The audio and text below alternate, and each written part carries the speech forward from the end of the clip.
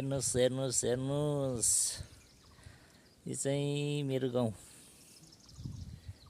यो चाहिँ टाँकीको मुन्टा हेर्नुहोस्, खाँदाखेरि यति मिठो हुन्छ। यसले चाहिँ गरिबहरूको छाक टार्ने काम गर्दछ।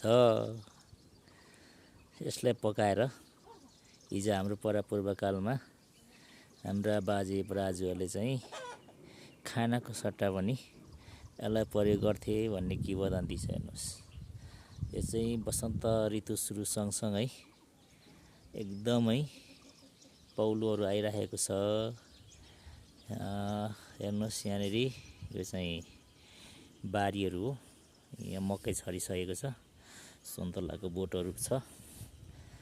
साथसाथै हेर्नुहोस्, यो चाहिँ मेरो पुरानो बाजेहरू जन्मिएको घरहरू यस्तो छ। र यो बारेको जमिन चाहिँ अहिले मेरो हो। यहाँनिर चाहिँ करोडौँको चाहिँ सम्पत्ति फल्ने रुद्राक्षको बगान चाहिँ सानो लगाइएको छ। यो पनि पौलिन सुरु गरिसक्यो। हेर्नुहोस्, यहाँ चाहिँ करोडौँ आमदामी गर्ने रहेछ भने। यहाँनिर कागतीको बोटहरू हेर्नुहोस्, यहाँनिर हेर्नुहोस् सुन्तला हेर्नुहोस्। यो चाहिँ एकदमै मरिपौलिसकेको अवस्था हो भने दानाको बोट चाहिँ हल्का हल्का मात्रै पौलिँदैछ। र यो चाहिँ मेरो सानो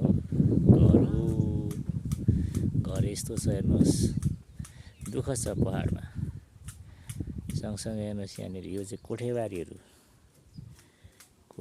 चाहिँ यस्तो छ।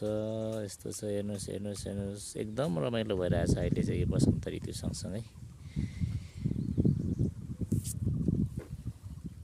स्वर्ग नै देखिन्छ जस्तो लागिरहेछ।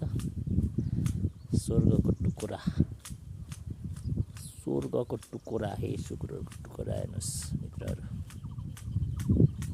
यो चाहिँ फेरि पनि भने यो चाहिँ छाक टार्न सकिने खालको, मानव समुदायले पनि खान मिल्ने,